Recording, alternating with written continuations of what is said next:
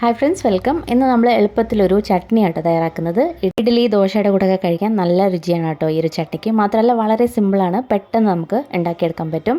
ഒരുപാട് ചേരുവകളും ഇതിനായിട്ട് ആവശ്യമില്ല. അപ്പോൾ നമുക്ക് ഇത് ഉണ്ടാക്കിയെടുക്കാം. അതിനായിട്ട് ഒരു ചീനച്ചട്ടിയിലേക്ക് 1 ടീസ്പൂൺ എണ്ണ വെച്ചിട്ടുണ്ട്. എണ്ണ ചൂടായി വന്നിട്ടുണ്ട്. ഇതിലേക്ക് 2.5 ടേബിൾ സ്പൂൺ ഉഴുന്ന് പരിപ്പാട്ടോ ചേർക്കേണ്ടത്. അപ്പോൾ ഉഴുന്ന് പരിപ്പും കൂടി ചേർത്ത് നമുക്കൊന്ന് മൂപ്പിച്ചെടുക്കാം. നമ്മൾ കൂടുതൽ അളവിൽ ഉണ്ടാക്കുകയാണെങ്കിൽ അതിനനുസരിച്ച് ഈ ചേരുവകളുടെ അളവും കൂട്ടിയെടുക്കണം. ഞാനിപ്പോൾ ഒരു 4 പേർക്കാണ് കേട്ടോ ഈ ഒരു ചട്നി ഉണ്ടാക്കുന്നത്. അപ്പോൾ കുറഞ്ഞ തീയിൽ വെച്ചിട്ട് നമുക്കിതൊന്ന് മൂപ്പിച്ചെടുക്കാം. ഒരുപാട് ഹൈ ഫ്ലെയിമിൽ വെച്ചാൽ പെട്ടെന്ന് തന്നെ മൂത്ത് പോവും. അപ്പോൾ കുറഞ്ഞ തീയിൽ വെച്ചിട്ട് നമുക്ക് നന്നായിട്ടൊന്ന് കളറൊക്കെ ഒന്ന് മാറി വരുന്നവരെ വഴറ്റിയെടുക്കാം. ചെറുതായിട്ടൊന്ന് മൂത്ത് വന്നതിന് ശേഷം നമ്മളിതിലേക്ക് 3 അല്ലി വെളുത്തുള്ളിയും കൂടി ചേർത്ത് വീണ്ടും ഒന്ന് വഴറ്റിയെടുക്കാം. ഇനി ഇതൊരു ലൈറ്റ് ബ്രൗൺ കളറൊക്കെ ആവണം. ഇപ്പോൾ ഉഴുന്ന് പരിപ്പൊക്കെ നല്ലപോലെ വഴറ്റിയെടുത്ത് ഈ ഒരു കളറൊക്കെ ആയി വന്നിട്ടുണ്ട്. ഇനിയിലോട്ട് 2 വലിയ തക്കാളി കട്ട് ചെയ്ത് ചേർക്കാം. വലിയ തക്കാളി ആണെങ്കിൽ 2 എണ്ണം തന്നെ മതിയാവും. ചെറുതൊക്കെ ആണെങ്കിൽ ഒരു 3 എണ്ണം വരെ എടുക്കാവുന്നതാണ്. തക്കാളിയും കൂടി ചേർത്ത് നമുക്ക് വീണ്ടും ഒന്ന് വഴറ്റിയെടുക്കാം. അതിന് മുമ്പായിട്ട് ഇതിലോട്ട് കുറച്ച് മുളക് കൂടി ചേർക്കാം. മുളക് പൊടി നമ്മുടെ എരിവിനനുസരിച്ച് ചേർക്കാവുന്നതാണ്. ഞാനിപ്പോൾ ഒരു 1.5 ടീസ്പൂൺ മുളക് പൊടി ചേർക്കുന്നുണ്ട്. അത് ഓരോരുത്തരുടെ എരിവിനനുസരിച്ച് ചേർത്താൽ മതിയാവും.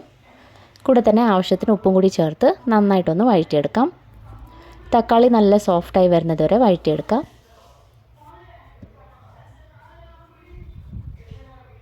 ഇപ്പോൾ തക്കാളി ചെറുതായിട്ടൊന്ന് വഴണ്ട് വന്നിട്ടുണ്ട്. അതിലോട്ട് ഒരു 1/4 ടീസ്പൂൺ പെരുങ്കായപ്പൊടി ചേർക്കാം.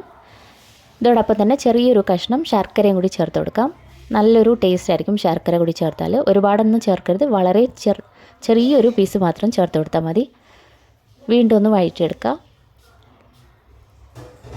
ഇപ്പോൾ നമ്മുടെ തക്കാളിയൊക്കെ നല്ലപോലെ സോഫ്റ്റായി വന്നിട്ടുണ്ട്. ഇതിനെ ഒന്ന് തണുക്കട്ടെ. തണുത്തതിന് ശേഷം നമുക്ക് കുറച്ച് വെള്ളം കൂടി ഒഴിച്ചിട്ട് നല്ല ഫൈൻ പേസ്റ്റായിട്ട് അരച്ചെടുക്കാം. അപ്പോൾ വെള്ളം എത്രയാണോ വേണ്ടത് അതിനനുസരിച്ച് വെള്ളം ചേർക്കാവുന്നതാണ്. ഇത് നല്ല അത്യാവശ്യം കട്ടിയിൽ തന്നെ ഇരിക്കും. അപ്പോൾ നിങ്ങൾക്ക് കുറച്ചും കൂടി ലൂസായിട്ട് വേണമെങ്കിൽ അതിനനുസരിച്ച് വെള്ളം ചേർത്ത് കൊടുക്കുക. കടുകും കൂടി തളിച്ച് ചേർക്കാം. അതിനായിട്ട് ചീനച്ചട്ടിയിലേക്ക് 1 ടീസ്പൂൺ എണ്ണ ഒഴിച്ചിട്ടുണ്ട്. ആവശ്യത്തിന് കടുകും കറിവേപ്പിലയും കൂടി ചേർത്ത് ചട്നിയിലേക്ക് ഒഴിച്ചു കൊടുക്കാം.